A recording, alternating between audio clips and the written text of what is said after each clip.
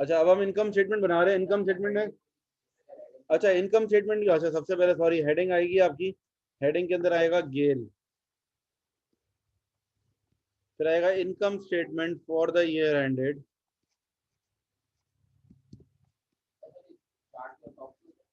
हाँ, for the year ended. Date क्या है क्वेश्चन में? 31 दिसंबर 2012। क्वेश्चन में जो डेट है वही फॉलो कर लेंगे हम। अच्छा अब सबसे पहले स्टार्ट करेंगे हम सेल्स से। सेल्स कितनी है? 425000। सेल्स को पहले कॉलम में लिखेंगे, फिर लेस होगा cost sales return. Sales return या रिटर्न इनवर्ट एक ही बात है। सेल्स रिटर्न कितना है? 21,000। तो आंसर आ जाएगा आपका नेट सेल्स। अच्छा सेल्स को हम रेवेन्यू भी कहते हैं।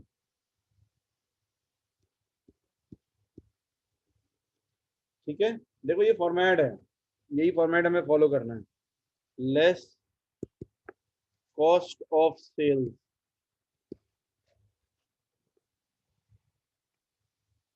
कॉस्ट ऑफ सेल्स के अंदर क्या आएगा? सबसे पहले ओपनिंग इन्वेंट्री।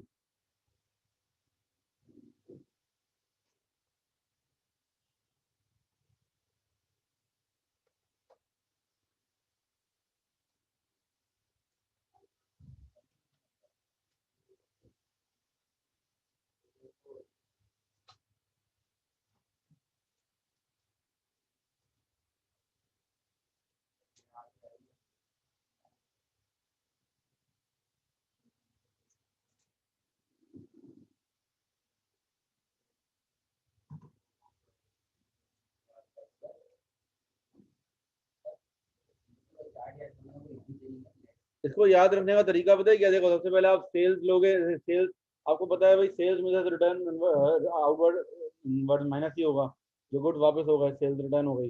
इसके बाद आप लेस कॉस्ट ऑफ सेल्स। आप कॉस्ट ऑफ सेल्स बस याद कर लो, इतना ही याद करना है, बाकी सारा एक्सपेंसेस तो नॉर्मल सी बात है। अब कॉस्ट ऑफ सेल्स में कितनी चीजें आती हैं टोटल? 5।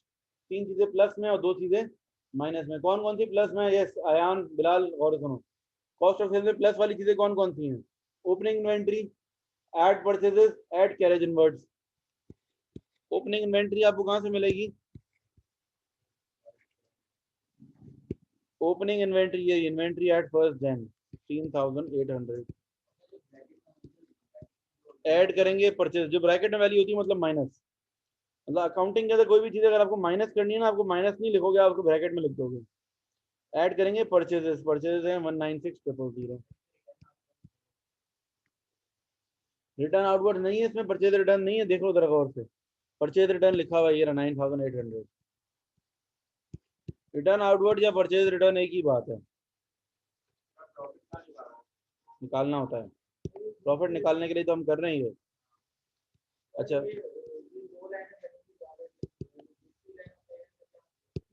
क्या? 2 लाइनें बनी हुई हैं। जो पहली लाइन है ना वो बेसिकली वर्किंग के लिए, दूसरी लाइन फाइनल आंसर के लिए। जिस चीज में भी कुछ प्लस माइनस होगा ना वो पहली लाइन में होगा। प्रॉफिट निकलता है ये ग्रॉस प्रॉफिट के बाद आप ऐड करोगे अदर रेवेन्यू और लेस करोगे एक्सपेंसेस, तो प्रॉफिट आ जाएगा। अच्छा कैरेज इनवर्ट्स, कैरेज इनवर्ट भी तो था।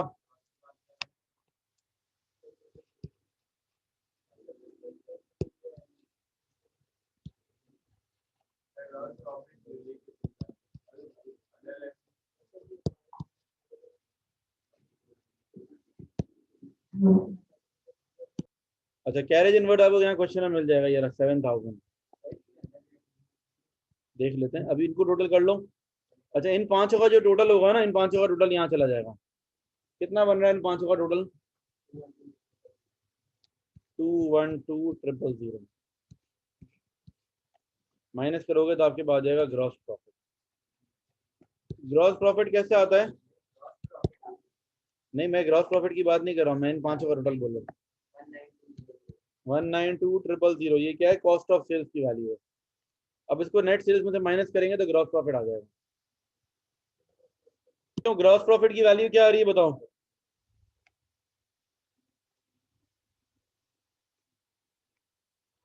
ग्रॉस प्रॉफिट की वैल्यू क्या आ रही है?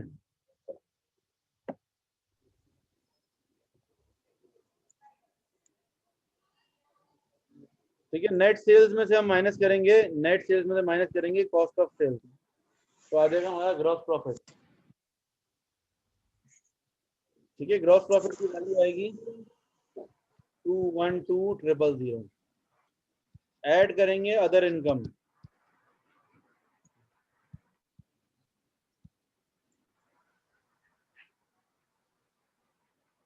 ऐड करेंगे अदर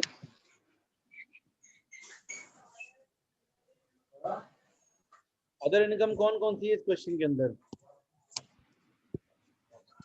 अगर हम देखें कोई भी चीजें को कम, इंटरेस्ट रिसीव्ड, ये other income, discount received, commission received, interest received, ये सब क्या होते हैं? अदर इनकम होते हैं। इंटरेस्ट रिसीव्ड नहीं, रिसीवेबल नहीं, रिसीव्ड देखना है आपको। इंटरेस्ट रिसीव्ड आ गया आपका अदर इनकम में। ट्रेड रिसीवेबल तो देखो वो है जिस बंदे को हमने उधार में सामान बेचा है, तो वो हमारी कोई अदर इनकम तो नहीं है ना, वो तो मेन सोर्स ऑफ इनकम है, एक तरह से सेल्स है। अगर क्वेश्चन में एक भी अदर इनकम नहीं हो, नहीं एक्सपेंसेस तो होंगे, लाजमी की बात है। एक्सपेंसेस किसी भी क्वेश्चन में एक्सपेंसेस ना हो ऐसा नहीं हो सकता। क्लोजिंग इन्वेंट्री ये रही, यहाँ से आती है एडिशनल इंफॉर्मेशन, ये आ रहा है। एसओएफपी भी आएगा, स्टेटमेंट ऑफ फाइनेंशियल, इसके बाद पढ़ेंगे, अभी करेंगे।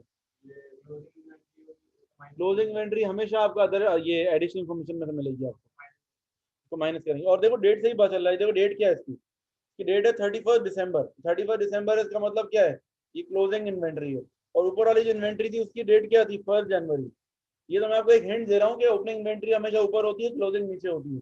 लेकिन असल में इसका रीजन क्या, लॉजिक क्या है, कि ओपनिंग इन्वेंट्री जो होती है ना, उसके अंदर डेट होती है साल के शुरू की, और क्लोजिंग इन्वेंट्री में डेट होती है साल के आखिर की।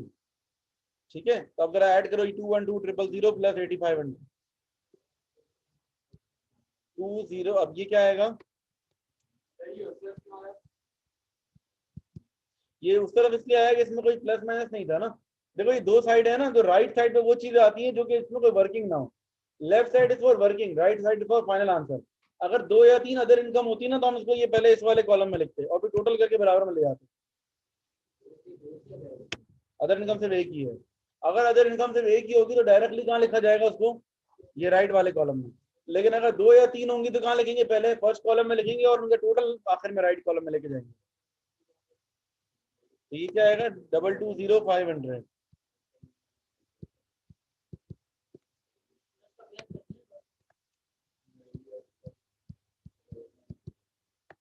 फिर लेस करेंगे हम एक्सपेंसेस।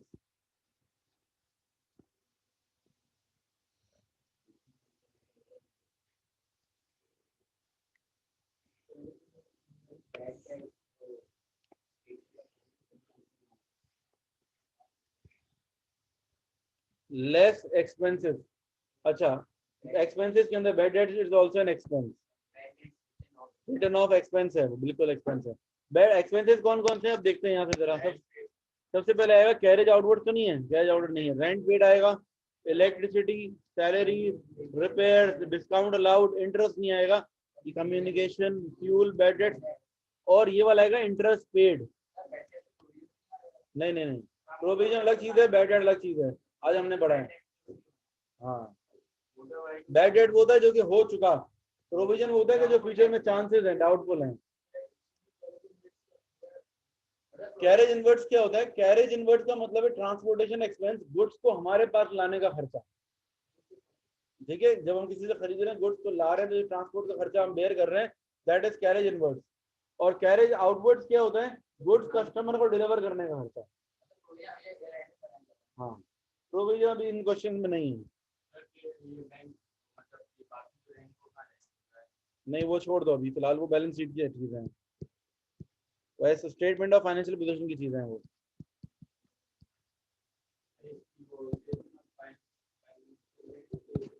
इलेक्ट्रिसिटी, हाँ, आपने नहीं किया, सबने किया है।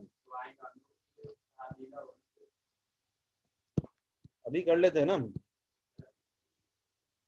Salaries and wages 22350। Repair and maintenance,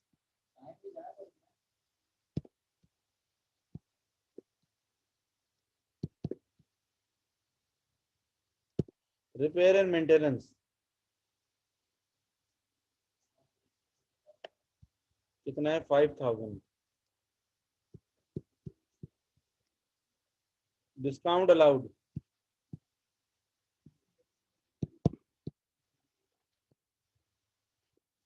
discount allowed है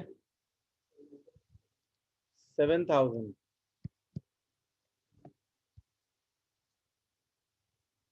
कम्युनिकेशन 5500।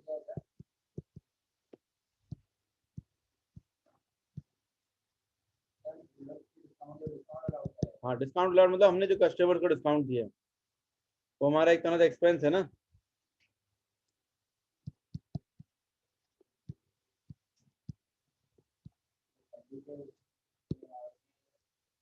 ठीक है, बैड डेट्स हो जाएगा, उसके बाद फ्यू हो जाएगा और आखिर में है इंटरेस्ट पेड।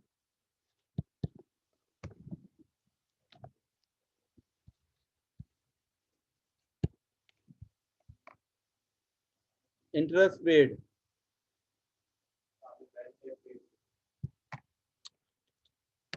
सॉरी,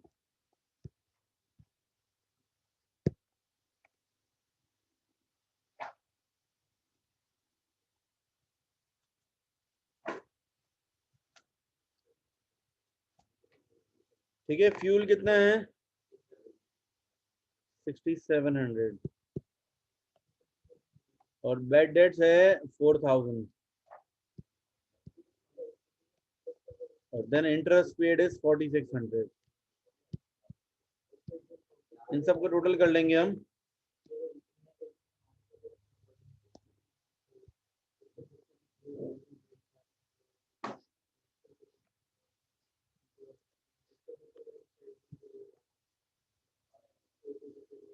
तो ये आ जाएगा आपका प्रॉफिट फॉर द ईयर।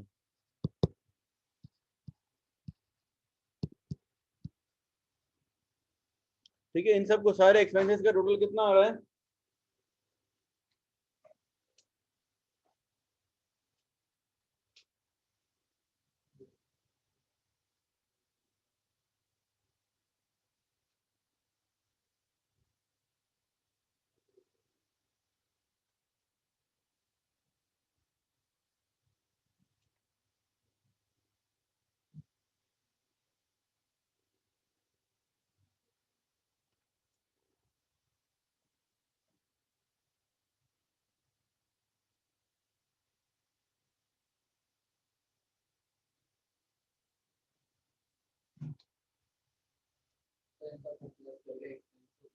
सारे एक्सपेंसेस का टोटल मुझे कोई बता दे। क्या रहा है? 80890 और ऊपर से इसको इसमें से माइनस करेंगे जो वैल्यू आई है। अदर इनकम ऐड करने के बाद जो वैल्यू आई है इसमें से माइनस कर देंगे। तो क्या आएगा आंसर?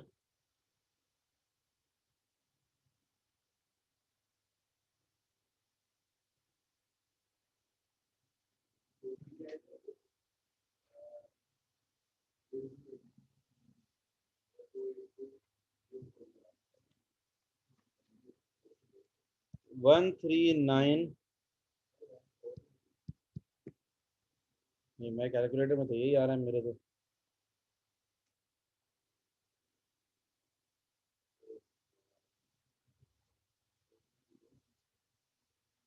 एक दफा कैलकुलेशन कर लो वापस है।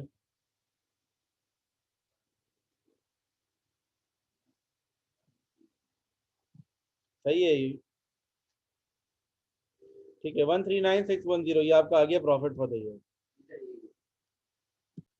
देखो एसेट्स के अंदर जो है ना दो कैटेगरीज होती है, एक नॉन करंट एसेट्स होते हैं और एक करंट एसेट्स। का मतलब क्या होता है? वो चीजें जो हमारी ओनरशिप में हो, जो हमारे पोजेशन हो, जैसे कि नॉन करंट एसेट मतलब, अच्छा नॉन करंट एसेट क्या होता है? जिसकी लाइफ 1 साल से ज्यादा हो, जैसे कि मोटर व्हीकल्स हो गई, इसी तरीके से लैंड एंड बिल्डिंग, वो चीजें जो लंबे अरसे तक चलती है हमारे पास। ठीक है, तो ये नॉन करंट एसेट्स हैं। इसी तरह आपके इक्विपमेंट, फर्नीचर, ये सब क्या है? नॉन करंट एसेट्स हैं। करंट एसेट्स क्या होते हैं? करंट एसेट होते हैं इन्वेंट्री, जो सामान हमने बेचने के लिए रखा है। ट्रेड रिसीवेबल, जिनको हमने उधार दिया हुआ है, सामान उधार में बेचा हुआ है, ट्रेड रिसीवेबल। और इसके अलावा बैंक और कैश, ये सब क्या होते हैं? ये सारे के सारे जो है हमारे करंट एसेट्स होते हैं। अच्छा, करंट एसेट के अंदर जो है नॉन करंट और करंट एसेट के क्या रूल है देखो। जो अब हम जो है ना क्या कहते हैं नॉन करंट एसेट वो जो 1 साल से ज्यादा चले, करंट एसेट वो जो कि 1 साल के अंदर अंदर कंज्यूम हो जाए। अच्छा, नॉन करंट और करंट एसेट को हम प्लस करेंगे, नॉन करंट और करंट को प्लस करेंगे तो क्या आ जाएगा हमारे पास, टोटल एसेट्स आ जाएंगे। फिर आएगा कैपिटल एंड लायबिलिटीज, एक हेडिंग डालेंगे हम कैपिटल की। कैपिटल की हेडिंग क्या होगी, opening balance, add net profit, less drawing, तो क्या आ जाएगा, क्लोजिंग बैलेंस। ओपनिंग कैपिटल का मतलब ये कि साल के शुरू में हमारे पास कितना कैपिटल था, साल के शुरू में हमारे पास कैपिटल था, दैट इज ओपनिंग कैपिटल। सही, बिजनेस कैपिटल का मतलब उन्होंने बिजनेस में कितना पैसा लगाया है, कितना पैसा इन्वेस्ट किया है।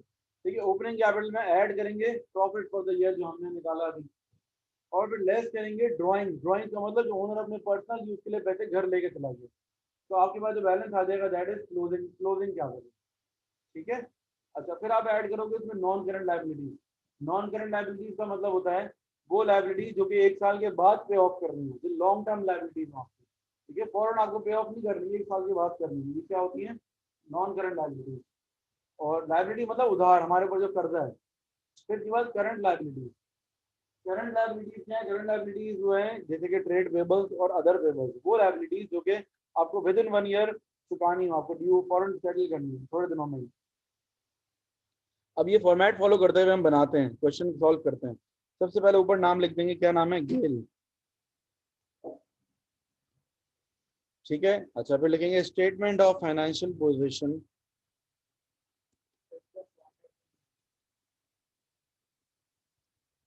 स्टेटमेंट ऑफ फाइनेंशियल पोजीशन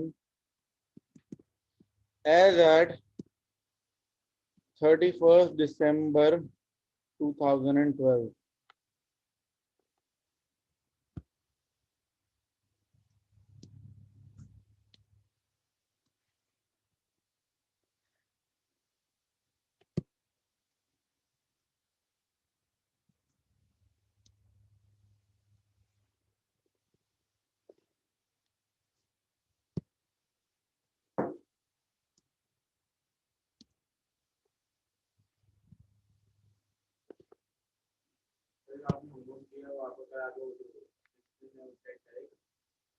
चलो भाई आगे चलते हैं। अब स्टेटमेंट जी सर आ रही है, स्टार्ट आ रही है करेंगे आवाज। नॉन करंट एसेट्स से।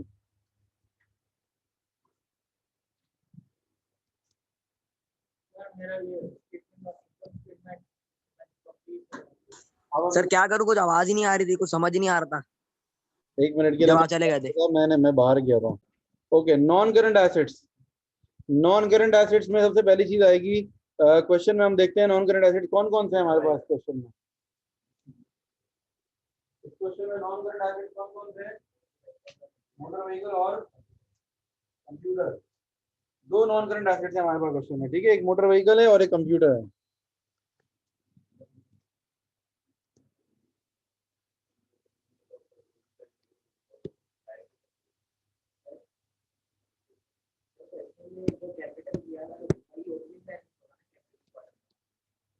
जी। अच्छा भाई, मोटर व्हीकल,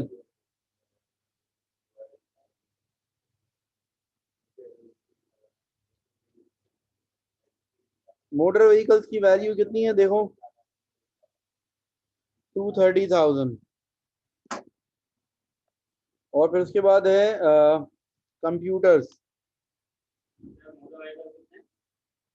230,000। देन कंप्यूटर है 200,000। टोटल करेंगे आंसर आ जाएगा 430,000। लिखेंगे total non current assets.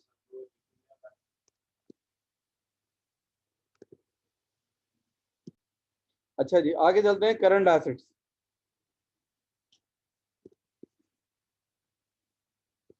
Current assets, current assets के अंदर क्या आएगा, क्लोजिंग इन्वेंट्री,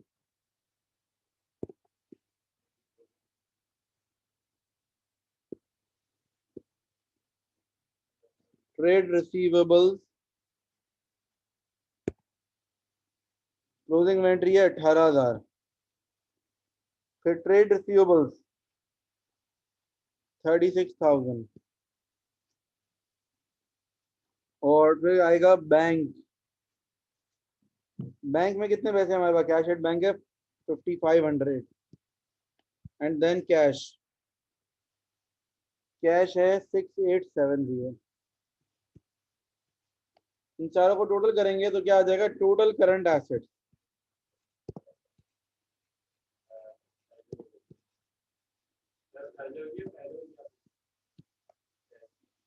राइट है। टोटल करंट एसेट्स कितने हो जाएंगे, 66370। इसको ऐड करेंगे नॉन करंट से,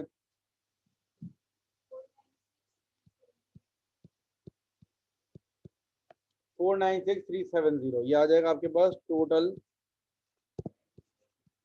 एसेट्स।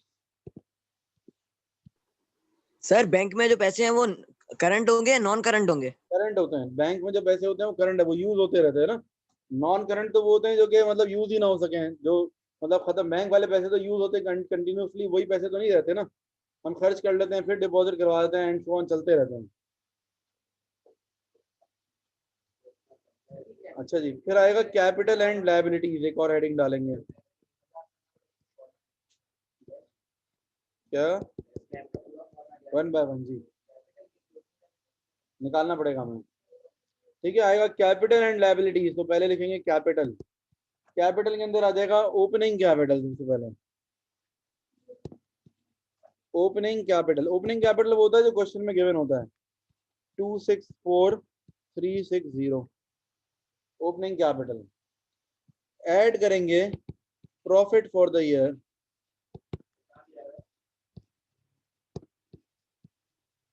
ऐड करेंगे इसमें profit for the year. Profit for the year जो हमने निकाला है, क्वेश्चन में दिया हुआ नहीं होगा अभी भी, ये जो हमने निकाला था ना 139610, ये लिखेंगे यहाँ पे।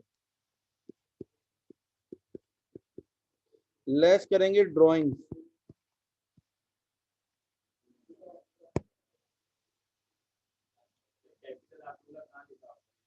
कैपिटल जो है क्वेश्चन में देखो, कैपिटल लिखा हुआ है ऊपर देखो।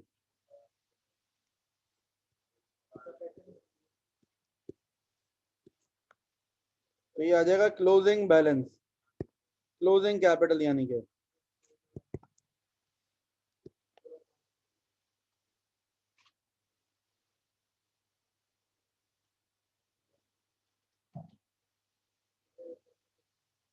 ये हो जाएगा 375370।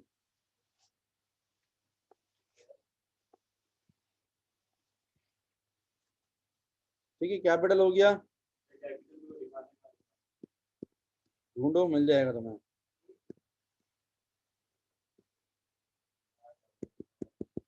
कैपिटल देखो क्वेश्चन में लिखा हुआ है, और से देखो, ढूंढो। नॉन करेंट लायबिलिटीज में आएगा सिर्फ और सिर्फ लोन।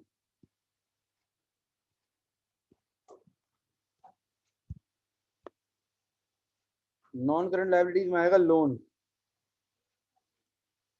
लोन कितने का है, 80,000।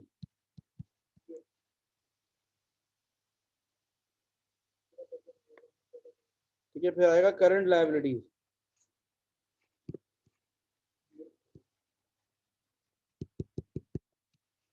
करंट लायबिलिटीज में आएगा ट्रेड पेबल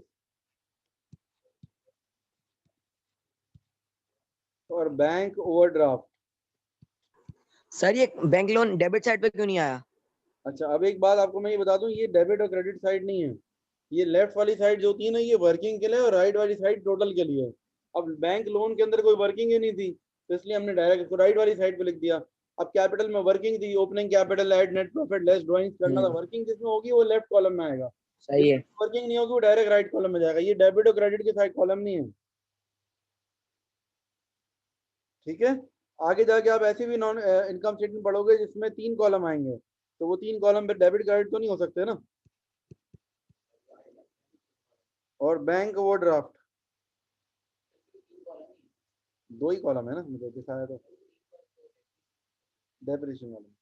ठीक है, बैंक ओवरड्राफ्ट। बैंक ओवरड्राफ्ट कितना है देखो, नहीं है क्वेश्चन में। हर क्वेश्चन में नहीं होता बैंक ओवरड्राफ्ट, तो लिखो ही नहीं। या तो अगर आपने लिख दिया गलती से तो आप आगे डैश डाल दो, वरना आप लिखो ही नहीं। ट्रेड पेबल्स, अच्छा अब एक ही है ना, तो इसको भी आप बराबर में ही लिख दोगे। अब 2 नहीं है ना, एक ही है, तो इसको भी डायरेक्टली राइट वाले कॉलम में ही लिख दोगे। अब इनको टोटल करोगे तो ये भी आना चाहिए 496370 को डबल अंडरलाइन कर देंगे, और ऊपर वाले भी 496370 को डबल अंडरलाइन। डबल अंडरलाइन करने का मतलब क्या होता है कि ये दोनों बराबर आ गए। अगर ये दोनों बराबर आ गए इसका मतलब है कि आपने बिल्कुल सही किया, ठीक है ना, यानी कि आपने जो पीछे सारी वर्किंग की है एवरीथिंग इज ओके।